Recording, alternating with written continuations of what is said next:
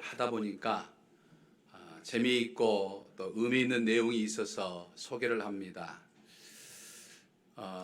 지난 5년간 자수성가한 부자 이제 233명과 이 평범한 사람들을 비교 관찰한 연구가 있었습니다. 그래서 그 연구 결과에 따르면 부자의 86%는 이 주변 사람들에게 이 악영향을 미치는 부정적인 사고 방식을 가진 사람들을 멀리하고 자신들처럼 이 성공지향적인 사람들과 늘 어울린다라고 하는 것입니다. 그래서 이 부자들은 공통적으로 이 비판적인 사람들을 가까이 하지 않는다는 거예요. 부자들이 부정적이고 이 비관적인 사람들을 가까이 하지 않는 이유가 이제 두 가지가 있다는 것이죠. 첫 번째로는 이 긍정적인 태도를 가지고 있어야 이 장기적인 성공이 가능하기 때문이다라고 하는 것입니다. 두 번째로는 이 성공의 크기라고 하는 것은 자신이 자주 만나는 사람들, 어떤 사람을 만나느냐에 따라서 이제 이 비례하기 때문이다라고 하는 것이죠. 그래서 부자들은 항상 이 목표 지향적이기도 하고 또 이 긍정적인 마인드를 가진 사람들과 항상 이 어울리더라라고 하는 것이죠. 이런 이제 연구 결과를 보면서 그동안 나는 어떤 인간관계를 가지며 살아왔는가, 내가 어떤 사람들과 만났는가라고 하는 것을 생각할 필요가 있다는 것이죠. 내 인생에 보람과 뜻깊은 영향을 주지 못하고 별 의미 없는 인간관계에 혹시 내 소중한 어떤 인생과 소중한 시간과 소중한 돈을 낭비하면서 살고 있지는 않는지 돌아볼 수 있어야 된다라고 하는 것이죠. 그리고 항상 내가 비관적이고 이 부정적인 기운을 내뿜으면서 이 다른 사람에 대한 비난과 비판을 일삼으면서 내 인생에 이 독이 되는, 내 인생에 어떤 해를 끼치는 그런 사람과 함께 살고 있었지는 않는지 돌아볼 수 있어야 된다라고 하는 것이죠. 내 삶에 긍정적이고 좋은 영향을 주는 사람과 즐겁고 행복한 시간을 보내기도 우리의 인생은 그다지 길지 않다라고 하는 것이죠. 그래서 이제 미국의 이 하버드 대학에서 이제 75년 동안 이 진행했던 연구에 따르면 이 연구 초반에 그 연구에 참여했던 사람들은 대부분 행복하고 건강한 삶을 위해서는 뭐가 필요하느냐라고 이야기할 때 부가 필요하고 명예가 필요해야 행복하고 또 건강한 삶을 살 수 있다 이렇게 생각을 했는데 이제 시간이 점점 지나면서 시간이 지날수록 그 참가자들은 이 행복한 거 건강한 삶의 조건은 이 부와 명예에 있는 것이 아니고 인간관계에 있더라. 다른 사람과 내가 어떤 관계를 가지고 살아가느냐에 바로 내 인생에 행복과 건강이 있더라. 이렇게 이제 생각을 하게 되었다라고 하는 것이죠. 저는 우리 정읍제일교회에서 신앙생활하는 여러분들이 2020년 한 해를 살아감에 있어서 또는 이 세상을 떠나는 그날까지 여러분들의 삶의 자리에서 정말 필요적절하게 필요한 그 물질들이 채워지는, 그러니까 물질의 구애함이 없이 필요한 물질들이 채워지는 이 물질의 풍부함이, 물질의 부자가 다 되기를 저는 소망합니다. 더 나아가서 이 여러분들의 신앙과 여러분들의 믿음에 있어서도 저는 부자가 되기를 소망합니다. 그러기 위해서는 올 1년 동안 정말 우리는 다른 사람과 인간관계를 살아감에 있어서 행여나 비관적이거나 또는 부정적이거나 비판적인 사람들은 가급적이면 멀리하고 정말 부드럽고 또 긍정적이고 또 칭찬하는 말을 많이 하는 사람을 가까이 함으로 인해서 정말 믿음의 부자도 되고 정말 행복하고 건강한 삶을 사는 저와 여러분이 되시기를 주님의 이름으로 간절히 축원합니다. 할렐루야. 오늘 우리가 읽은 이 본문 말씀은 이제 사도 바울이 이 고린도 교회를 향해 쓴 이제 편지 중에 일부분이 있죠.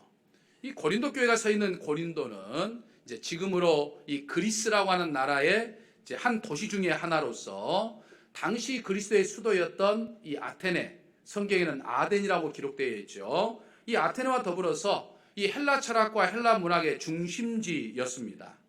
또 부유한 항구 도시였기 때문에 아주 무역이 굉장히 발달된 그런 도시였습니다. 이곳에 사도 바울이 전도하며 교회를 세운 것이 바로 이 고린도 교회다라고 하는 거죠. 이 고린도 교회는 사도 바울의 전도를 받아서 정말 급속도로 성장을 했지만 이 사도 바울의 기대와는 달리 참 여러 가지 문제들이 많이 있었던 교회였습니다. 그래서 사도 바울의 마음을 참 아프게 했던 그런 이 교회였던 거죠. 이 고린도 교회는 처음 사도 바울이 개척했을 당시에 어떤 이 교회의 존재 목적이나 또는 어떤 복음의 순수성들이 많이 잃어버렸어요. 그것은 당시 이 고린도 지역에 팽배했던 이 그릇된 가치관, 이 잘못된 가치관이 이 고린도 교회에 그대로 이제 유입되어 들어왔기 때문이다라고 하는 것이죠. 그래서 이 고린도 지역에 팽배했던 이 잘못된 첫 번째 가치관은 바로 이 물질 만능주의였습니다. 헬라 철학과 무역이 발달해서 사람들이 늘 많이 모였고 또 부유한 도시였기 때문에 물질이 풍부해서 이 물질, 사람이 가지고 있는 이 물질을 가지고서 모든 것들을 판단하는, 모든 가치를 판단하는 이제 그런 어떤 것이었죠. 그런 물질 만능주의가 팽배했는데 그것이 그대로 교회 안에 들어와 가지고 교회 안에 물질이 많은 사람은 대우를 받고 물질이 없는 가난한 사람은 무시를 받는 이런 것들이 공연공연하게 일어나게 됐다라고 하는 거죠. 이 고린도 교회가 가지고 있었던 두 번째, 이 특별히 이제 고린도 지역이 가지고 있었던 이 두 번째 그릇된 가치관은 바로 이 파당주의였습니다. 헬라 철학이 발달한 도시였기 때문에 거기에는 수많은 철학자들과 수많은 학설을 이야기하는 이 사람들이 대단히 많이 있었죠. 각자 나름대로 자기들의 어떤 주장, 자기들의 학설, 자기들의 어떤 가르침들을 가지고 있었기 때문에 이제 그 사람들을 추정하는 여러 어떤 학파들이 나눠져 있어가지고 서로 이 파당을 형성하고 있었는데 이 고린도 교회 안에 그대로 그것이 유입되어 들어와가지고 교회 안에 끼리끼리 이 파당이 만들어지는 그래서 뭐 바울파 또는 뭐 아볼로파, 게바파 뭐 이렇게 막 이 파당에 나눠지고 분열과 갈등이 만연했다는 거죠. 고린도 지역에 만연되어 있는 세 번째 문제는 이 도덕적 타락이었습니다. 헬라 철학에 영향을 주었던 이 그리스 신화 그리고 이 로마 신화 등이 이 고린도 지역에 굉장히 만연을 했던 것이죠. 그리고 그 신들을 섬기는 수많은 신전들이 이 고린도 지역 이곳저곳에서 세워졌습니다. 오죽했으면 신전 이름 가운데 이름을 알지 못하는 신을 위한 신전 이런 이름까지 적혀졌겠습니까? 워낙 이 그리스와 로마에 워낙 그 신화에 등장하는 신들이 많이 있으니까 그 신들 하나를 위해서 이 제사를 드리는 신전이 있었는데 자기들이 미처 알지 못하는, 자기들이 미처 깨닫지 못하는 신들도 있을 거라고 생각하고 그 이름을 알지 못하는 신을 섬기는 신전까지 있었다라고 하는 거예요. 근데 그렇게 신들을 섬기는 신적 의식이나 또 신들을 섬기는 예식 속에는 모든 이 성적 문란함이 포함되어 있었어요. 그래서 그것이 그대로 고린도 교회 안에 들어와가지고 이 성적 문란함이 있었다는 거죠. 그런 문제를 가지고 있는 이 고린도 교회를 책망하면서 사도 바울은 고린도 교인들에게 두 가지를 요구하고 있는 것을 볼 수 있습니다. 하나는 거룩입니다. 이 고린도전서 3장 16절과 17절 말씀을 보면 사도 바울은 성도의 몸이라고 하는 것은 거룩하신 하나님이 머물러 계시는 성전이다. 이렇게 이야기를 했습니다. 모든 종교는 각각의 신들을 섬기고 예배하는 성전이 있죠. 물론 우리 기독교도 하나님을 섬기는 이 성전이 있죠. 예전에는 해막, 성막 이동하면서 예배를 드릴 수 있었던 이 성막이 있었고 이제 솔로몬 시대 때 건물을 지은 성전이 있었죠. 그리고 지금은 이제 우리가 교회라고 말합니다. 하지만 성경은 건물 자체가 교회라 말하지 않습니다. 성전이라 말하지 않습니다. 우리의 몸 자체, 이 공동체 자체를 가리켜서 하나님의 몸이요, 하나님의 성전이요, 하나님의 교회다라고 그렇게 이야기합니다.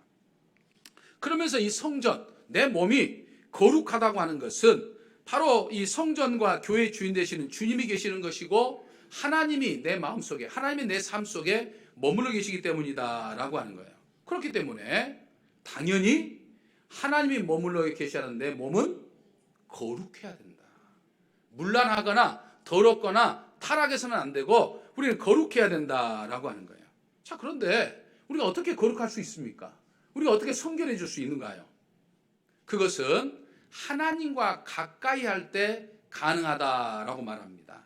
그래서 이 시편 13편 저자는 하나님을 가까이 하는 것이 내게 복이라 이렇게 말씀했고, 초대교회 예루살렘 교회의 지도자였던 이 야고보는 하나님을 가까이 하라 이렇게 이야기를 했습니다. 근데 이 하나님을 가까이 하라 라고 하는 이 말이 헬라어로 엥기사데라고 하는 단어를 사용하고 있는데요. 이 엥기사데라고 하는 단어는 우리는 가까이 한다라고 하는 말로 번역이 되어 있지만 원래 그 원뜻은 꽉 쥐어짜다라고 하는 그런 뜻을 가지고 있는 단어입니다. 그러니까 내가 하나님을 가까이 한다고 하는 것은 하나님과 나 사이에 틈이 없을 정도로 그냥 꽉 짜. 여러분들 아마 설거지 하다가 이제 행주를 이제 말리고 짜려고 하면 물을 짜잖아요. 확 짜는 것처럼 그래서 이제 물기 하나가 그 틈속에 들어가지 않도록 짜는 것처럼 하나님과 나 사이에 틈이 없이 하나님과 꽉 밀접되어 있는, 꽉 붙어 있는 그런 어떤 상태를 가리켜서 이 가까이 하는 것이다라고 하는 거예요. 그러니까 그럴 정도로 늘 우리가 삶의 자리에서 늘 하나님을 생각하고 늘 하나님을 가까이 하는 것이 우리가 성결하고 거룩할 수 있다라고 하는 거예요. 왜냐하면 거룩이라고 하는 것은 내 힘으로 되는 것이 아니기 때문이다라고 하는 거죠. 어느 목사님이 이제 탄강촌을 방문을 했는데 이 어둡고 칙칙한 그리고 막 이 가루가 막 날리는 이 갱도 안에 정말 아름답고 하얀 이 꽃이 자라고 있는 것을 발견했습니다. 너무나도 신기해서 강부에게 물었어요. 아니 어떻게 이렇게 시커먼 이 갱도 안에서 이렇게 깨끗하고 아름다운 꽃이 필 수 있습니까? 라고 물었어요. 그자의 강구가 대답하기를 목사님 탄가루를 한번 집어가지고 그 꽃에다 한번 부어보십시오 라고 이야기하니까 목사님이 주변에 있는 탄가루를 씌워가지고 이 꽃에다가 이제 부어본 거예요. 이렇게 떨쳐본 거예요. 근데 신기하게도 이 꽃잎에 탄가루가 닿자마자 그 가루들이 그대로 미끄러져가지고 바닥에 떨어지고 꽃은 그대로 있더라는 거예요. 꽃잎이 너무나도 매끄러워서 탄가루가 내리지만 붙어있지 못하고 그대로 흘러내려버리는, 꽃잎에 붙지 못하고 흘러내리는 그런 것이라는 거예요. 여러분, 오늘 우리의 삶과 우리의 마음도 마찬가지입니다. 내 삶과 내 마음도 마찬가지예요. 마치 탄가루가 난무하는 갱두처럼 정말 죄악된 세상 속에서 수많은 죄악의 가루들이 우리의 삶에 스쳐 지나가고 우리 몸속에 막 묻고 하지만 내가 하나님과 나 사이에 틈이 없을 만큼 꽉 쥐어짤 만큼 하나님과 가까이 하면 이 세상 죄악들이 탄가루가 떨어질 때 전부 흘러내려버린 것처럼 우리의 삶 속에 적시지만 흘러내려가 버린다 이 말이에요.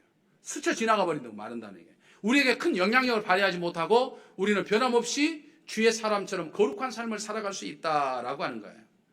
우리가 성결한 삶을 살고자 이런 노력도 하고 저런 노력도 하죠. 예배도 드리고 기도도 하고 정말 말도 조심해보고 이런 것도 해보고 저런 것도 해보지만 제일 중요한 것은 그 성결이라고 하는 것은 완전히 내 힘으로만 가능한 것이 아니기 때문에 마치 하나님과 나 사이에 틈이 하나도 없을 정도로 꽉 붙어있는 쥐어짤 만큼 하나님 앞에 붙어있을 때 하나님은 나로 하여금 거룩한 삶을 살도록 이끌어 주신다라고 하는 거예요.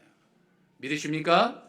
그러므로 2020년 한 해도 정말 어느 순간에도 어디에 있든지 무슨 상황이 있든지 절대 하나님과 떨어지지 아니하고 교회와 떨어지지 아니하고 정말 꽉 붙어 있어서 세상 찌꺼기들이 내 삶 속에 머물지만 다 스쳐 지나가 버리는, 그래서 하나님 앞에 늘 거룩한 삶을 살고자 힘써 노력하는 저와 우리 사랑하는 성도 여러분 되시기를 주님의 이름으로 간절히 축원합니다.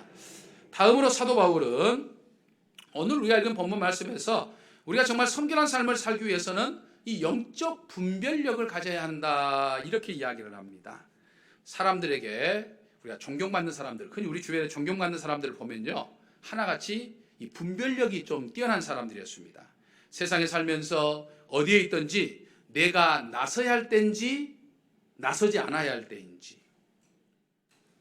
내가 해야 할 말인지 내가 해서는 안 될 말인지를 분별한다는 거예요.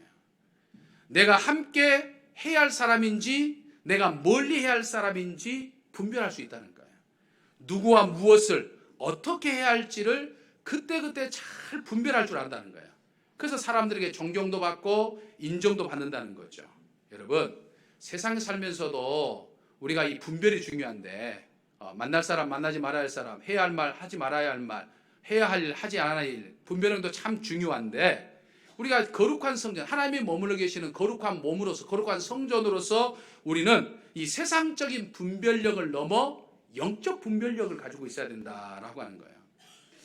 저는 30년 동안 목회하면서 참 다양한 분야에서 일하는 수많은 분들을 만났어요. 뭐 세상 사람들도 만나지만 이제 주로 성도들을 만나고 또 목회자들을 만나고 그리고 뭐 선교사들에 이르기까지 다양한 신앙의 사람들을 만났는데 그리고 그들의 모습을 살펴보게 됐는데 근데 여러분 성도가 됐든지 목사님이 됐든지 선교사님이 됐든지 그들 가운데 그들의 어떤 삶이나 그들의 가정이나 그들의 직장이나 그들의 선교직을 보면 야, 참 복받는 분들이다. 참 저분들은 참 대단한 분들이다. 이렇게 생각되는 분들이 있어요. 그런데 그렇게 복된 인생을 사는 사람들의 모습을 보면 그들에게 공통점이 한 가지가 있는데 그것은 바로 영적 분별력이더라. 그러니까 하나님의 사람으로서 목사로서 성도로서 선교사로서 해야 할 것과 하지 말아야 할 것, 해야 말고 하지 말아야 할 말, 만나야 할 사람과 만나지 말아야 할 사람들, 머물러야 할 것과 머물지 말아야 할 것들을 잘 분별하더라라고 하는 것이죠. 근데 이 영적 분별력이라고 하는 것은 단순히 우리가 신앙이 좋다라고 하는 말로만 표현하기에는 뭔가 좀 부족한, 한 2% 부족합니다. 흔히 우리가 신앙 좋다라고 하는 평가 기준이 뭡니까? 예배 참석 잘하고 기도 열심히 하고 또 교회 봉사도 잘하고 헌금 생활도 잘하는 것을 보면서 우리는 신앙이 좋다 이렇게 이야기합니다. 하지만 영적 분별력이라고 하는 것은 단순히 외적으로 보이는 신앙이 좋다는 모습의 이상의 것이다라고 하는 것이죠. 그래서 영적 분별력이라고 하는 것은요 모든 것을 하나님의 지혜로 생각하는 거예요. 생각하는 것도 하나님이 주시는 지혜로 생각하는 거예요. 보는 것도 하나님이 주시는 눈으로 세상을 보는 거예요. 우리가 일하는 것도 하나님의 마음으로 일하는 거예요. 내가 말하는 것도 하나님의 입으로 말하는 것 같이 하는 거예요. 이게 영적 분별력입니다. 물론 내 지식이나 내 지혜로 내가 모든 것을 생각하고 모든 것을 판단하고 모든 것을 보고 내 마음에 드는 것들을 실행하고 내 입으로 모든 것들을 말하는 것도 나름대로 어떤 분별력을 낼 수 있을지 모르지만 영적 분별력은 하나님이 하는 것처럼 하는 거예요. 12절을 보면 우리가 세상의 영을 받지 아니하고 오직 하나님으로부터 온 영을 받았으니 이는 우리로 하여금 하나님께서 우리에게 은혜를 주신 것들을 알게 하려 하심이라 라고 말합니다. 사도 바울은요 우리가 세상으로부터 온 영이 아니라 하나님으로부터 온 영, 이 성령을 받았으니까 세상으로부터 오는 지식으로 사는 것이 아니라 성령으로 우리가 살아야 된다라고 말합니다. 근데 왜 이 영적 분별력을 주셨을까요? 그것은 하나님께서 우리에게 주신 은혜로 주신 것들을 지금 알게 하라는 거예요. 그래서 이 영적 분별력을 가게 되면 뭘 할 수 있냐면 제일 먼저 할 수 있는 것이 거짓을 분별합니다. 그러니까 영적 분별력을 가진 사람들은 거짓과 참을 분별할 수 있다라고 하는 거예요. 하나님을 믿는 사람들이요 하나님의 뜻을 잘못 분별하거나 하나님의 뜻을 잘못 사용을 하게 되면 교회 공동체나 또는 사회에 큰 해악을 끼치는 것들을 우리는 봅니다. 그 대표적인 사람들이 바로 이단들 아닙니까? 하나님 뜻을 왜곡해요. 하나님 뜻을 잘못 분별하죠. 또 최근에 기독교를 아주 근심하게 하는 이 모 목사와 같은 그런 사람들이죠. 그러니까 하나님의 영광이 드러난 것이 아니라 하나님의 근심이 되어버리는 그런 일들을 하게 된다라고 하는 거예요. 여러분, 영적 분별을 말하는 이 사도 바울도 예전에 사울이었을 당시에는 그랬던 거죠. 그는 신구약 성경 전체를 암송할 정도 아주 뛰어난 바리새인이었습니다. 당시에 최고의 지성인이라고 할 수 있던 이 가마리아의 문화에서 정말 많은 것들을 배웠던 뛰어난 율법학자였어요. 하지만 그는 이 나사렛 출신인 예수님이 메시아로 오신 하나님이라고 하는 사실을 믿지 못했습니다. 그리고 예수님을 추종하는 사람들은 자신이 속해 있는 유대교를 뒤흔들고 그리고 어지럽히는 사람들이라고 생각을 했던 거죠. 그래서 그는 예수 믿는 사람들을 박해하고 가두고 때리고 심지어는 돌로 쳐 죽이는 일 등 그런 어떤 일들, 끔찍한 일들을 하면서도 하나님의 뜻이라고 믿었어요. 하나님의 일을 한다고 그는 생각을 했던 거예요. 그것은 이 사단 마귀가 이 거짓 영으로 사람을 미혹했기 때문이다라고 하는 거예요. 여러분, 사단 마귀는요, 이렇게 믿음이 약한 사람뿐만 아니라 아주 믿음이 있는 사람, 신앙생활 열심히 하는 사람들에게도 이 신앙적인 교만으로 이 유혹해가지고 결국에는 그 거짓을 알지 못하게 하는 그런 것들을 만든다는 이야기죠. 그래서 사단 마귀가 무섭습니다. 뭐 막 귀신처럼 막 사람 손 흔들면 막 저리 날라 떨어지고 저리 날라 떨어지고 막 이상한 모습 해가지고 무섭게, 그래 무서운 것이 아니라 우리 사람들로 하여금 하나님의 뜻을 왜곡하게 하고 하나님의 뜻대로 살지 못하게 하는 그런 역사들을 일으킨다라고 하는 거예요. 그래서 사단 마귀가 경계해야 되는 무서운 존재라는 이야기죠. 영적 분별력이 떨어지면 사울처럼 하나님의 뜻이 아닌 것을 하나님의 뜻으로 믿고 어리석은 말과 어리석은 행동을 하죠. 자신을 망가뜨리고 심지어는 가정을 망가뜨립니다.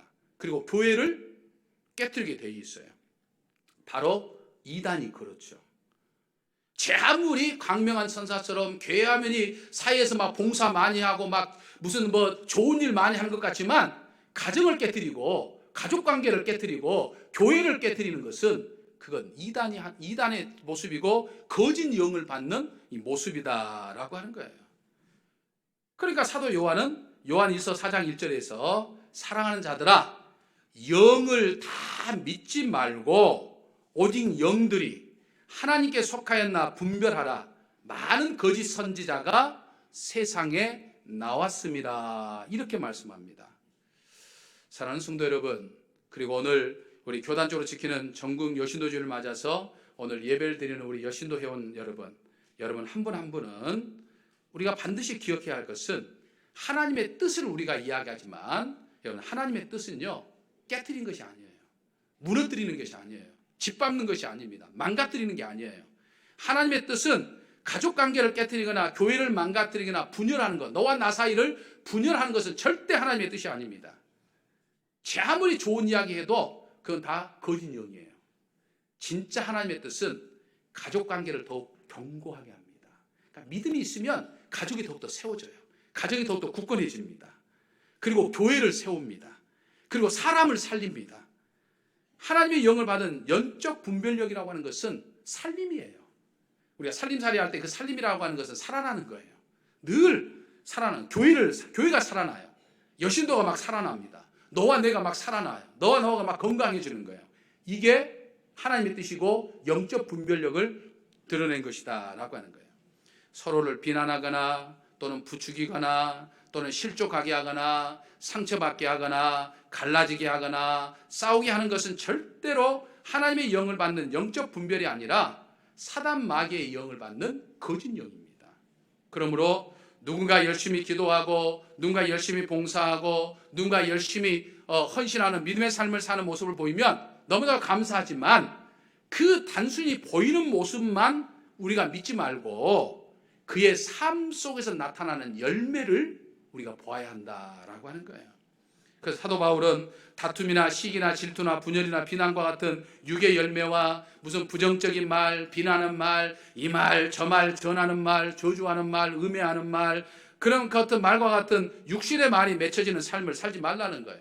어떤 걸 맺으며 살아갑니까? 사랑과 희락과 화평과 충성과 온유와 절제와 오래 참음과 자비와 양성과 같은 성령의 열매를 맺는 그런 삶, 또 긍정적인 말, 칭찬하는 말, 상대방의 마음을 편안하게 해줄 수 있는 이런 열매들을 맺는 삶을 살아야 된다라고 하는 거예요. 이게 영적 분별력이다라고 하는 것이죠. 사랑하는 성도 여러분, 그리고 우리 여신도 회원 여러분, 화해 성령이여 하나 되게 하소서라고 하는 표를 통해서 우리에게 화해와 하나됨을 이루라고 말씀하신 이 명령에 따라서 우리는 거룩한 성전으로서 2020년 한 해 동안 정말 하나님과 나 사이가 빈틈이 하나 없이 꽉 채워질 정도로 늘 하나님과 가까이 하는, 늘 하나님을 만나는 그런 삶을 우리가 살아야 하고, 영적 분별력을 가지고서 나와 만나는 사람들에게 힘을 북돋아주고 세워주고 살리는 사람을 가까이 하는 그런 삶을 통해서 저와 여러분이 정말 화해와 하나됨을 이루기에 부족함이 없는 우리 모두가 되기를 주님의 이름으로 간절히 축원합니다. 할렐루야. 저희에게 거룩한 영을 허락하신 우리들의 아버지 하나님, 저희가 성전으로서 거룩한 삶을 살게 하여 주옵소서.